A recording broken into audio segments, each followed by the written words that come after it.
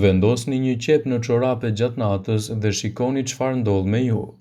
Sidomos, grirja e saj na provokon të famshme lot të qepës, po pavarësisht kësaj qepa mbetet ndër perimet më të dobishme. Sot do ju njohim me një trajtim që ndoshta nuk e keni menduar më parë. Kjo recetë ndihmon në lehtësimin e këtyre komplikacioneve. Merrni 2 qep të kuqe dhe i prisni në formë unaze. Më pas vendoseni poshtë shputës së këmbës dhe flini gjumë. Tingëllon si një lojë, por kjo recetë e vjetër në mjekësinë e lashtë kineze ka efekte të jashtëzakonshme në përmirësimin e cilësisë së gjumit dhe jo vetëm. Në pjesën e shputës gjenden shumë baresa fijeve nervore të cilat veprojnë si pika hyrëse për organet e brendshme.